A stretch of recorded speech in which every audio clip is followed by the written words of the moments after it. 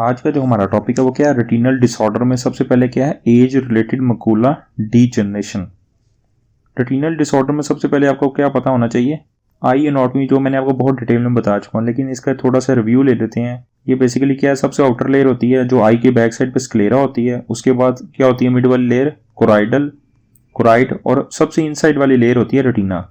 और रेटिना के पास क्या पड़ा होता है, आपका मकुला पड़ा होता है, और ये आपका बेसिकली क्या है, आपकी ये ऑप्टिक नर्व है।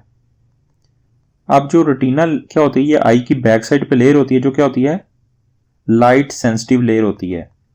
Light sensitive layer in the back of eye होती है। अब देखें एज रिलेटेड मकुला डीजनरेशन में होता क्या है, और कौन सी एज रिलेटेड, ऐसे पीपल जो मोर देन 50 ईयर्स ओल्ड हो। अब उसमें उसने बोला होता है, क्या बोला हुआ है कि इसमें मकुला की डीजनरेशन होती है, जो बेसिकली क्या है, सेंट्रल एरिया ऑफ रेटिना है, यानी रेटिना का सेंट्रल एरिया है। सबसे पहले हमें क्या, यहाँ पे इसकी मकुला की डीजनरेशन हो रही है। अब हमें क्या होना चाहिए, पता होना चाहिए जो बेसिकली मकुला है वो किस चीज के लिए रिस्पॉन्सिबल होता है, क्या क्या फंक्शन है उसके, जो यहाँ पे नहीं लिखा हुआ है। जो मकुला होता है वो बेसिकली रिस्पॉन्सिबल होता है आपका सेंट्रल विजन के लिए। और दूसरा ये कौन कौन से टास्क करता है, ये आपका नंबर 1, ये आपका किस लिए जरूरी है, आपका रीडिंग के लिए जरूरी है, आप जो ड्राइविंग कर रहा होता है। और थर्ड इसका इंपॉर्टेंट फंक्शन क्या है, ये फेस रिकॉग्नाइजेशन के लिए जरूरी होता है मकुला। जिन पेशेंट की अगर क्या होगा, मकुला डैमेज होता है तो क्या होगा, उनका सेंट्रल विजन में प्रॉब्लम आ जाती है। सेंट्रल विजन का मतलब क्या था, रीडिंग, ड्राइविंग और रिकॉग्नाइज फेस नहीं कर पा रहा होता पेशेंट, और उसको वजह से सेंट्रल विजन लॉस हो जाता है। और इस चीज को हम क्या बोलते हैं, स्कूटोमास बोलते हैं। अब उसने बोला हुआ कि इसका जो सेंट्रल विजन वो लॉस हो जाता है, जिसको बोलते हैं स्कूटोमास। अब इसकी टाइप्स की बात करें, इसकी 2 टाइप्स होती है। नंबर 1 एक होती है ड्राई होती है, मोस्ट कॉमन टाइप होती है। इसमें बेसिकली ग्रेजुअल विजन लॉस होता है। ग्रेजुअल विजन लॉस का मतलब क्या होता है, लेकिन सबसे पहले एज के साथ साथ आहिस्ता आहिस्ता मकुला की डीजनरेशन हो जाती है। सबसे पहले हम आई की दोबारा लेयर डिस्कस करते हैं। सबसे आउटर लेयर को हम स्क्लेरा बोल रहे थे, मिड वाली लेयर को आई की कोराइड बोल रहे थे, और सबसे जो अंदर वाली लेयर है इन साइड पे उसको रेटिना कह रहे थे। अब बेसिकली रेटिना के पास सेंट्रल एरिया के पास क्या पड़ा होता है, मकुला पड़ा होता है। अब मकुला के नीचे स्मॉल येलो डिपॉजिट होना शुरू हो जाते हैं, स्मॉल येलो डिपॉजिट। और क्योंकि ये मकुला के नीचे और रेटिना से पहले, इस वजह से क्या होगा, ये सब रेटिनल डिपॉजिट होना शुरू हो जाते हैं।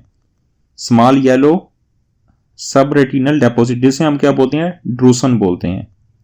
अब यही यहां पे लिखा हुआ है, इसमें उसने बोला कि ड्राई में क्या होता है, आपका जो ग्रेजुअल विजन लॉस होता है विद किसके साथ, कौन से, सब रेटिनल डिपॉजिट, सब रेटिनल येलो डिपॉजिट होते हैं, उसको बोलते हैं ड्रूसन। अब जो सेकंड टाइप है वो क्या है, वेट है। ये बेसिकली इसमें क्या होता है, इसमें पहले वाली ड्राई में रैपिड विजन लॉस हो रहा था, इसमें एकदम से रैपिड विजन लॉस होता है, रैपिड डिक्रीज इन विजन होता है। क्यों, क्योंकि आपकी जो ये वाली जो 3 लेयर्स है ना, स्क्लेरा, कोराइडा और retina, sclera, choroid and retina, इसमें जो कोराइड में क्या होता है, आपकी कुछ वेसल्स आपकी बन जाती हैं, न्यू वेसल्स की डेवलपमेंट हो जाती है, न्यू वेसल्स की फॉर्मेशन। और इनको क्या बोलते हैं हम, कोराइडल न्यू वेस्कुलराइजेशन।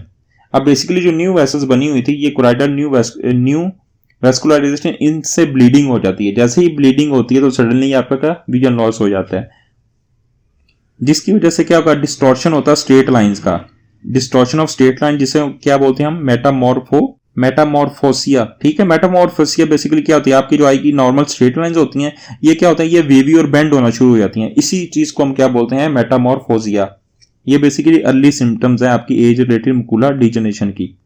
अब बेसिकली इसका ट्रीटमेंट यहाँ पे नहीं लिखा हुआ, लेकिन हमें इसका ट्रीटमेंट पता होना चाहिए। क्या होता है, जो ड्राई होता है आपका ड्राई, इसमें हम मल्टी वाइटामिन्स और दूसरा हम क्या देते हैं, एंटीऑक्सीडेंट देते हैं, एंटीऑक्सीडेंट्स। जबकि आप बेसिकली जो वेट है, इसमें क्या होता है, न्यू वेस्कुलराइजेशन, यानी इसमें न्यू वेसल्स डेवलप हुई हैं, तो न्यू वेसल्स को हम खत्म करने के लिए क्या देते हैं, VEGF। इसका मतलब क्या होता है, ये आपका बेसिकली क्या है, वेस्कुलर एंडोथेलियल ग्रोथ फैक्टर, ये बेसिकली डेवलप करता है, लेकिन हमने एंटी देना होता है क्योंकि ये न्यू वेसल्स की फॉर्मेशन को रोकता है। Anti vascular endothelial growth factor, जिसमें कौन सी आपकी ड्रग्स आती हैं, आपको पता होना चाहिए, बिवेसिजुमैब देते हैं। और दूसरी कौन सी ड्रग इसमें जो anti vascular endothelial growth factor होती है, उसको क्या बोलते हैं, रेनिबिजुमैब। ये था आज का हमारा टॉपिक। इसे क्या बोलते हैं, एज रिलेटेड मकुलर डिजनरेशन को क्या बोलते हैं, AMDB बोलते हैं।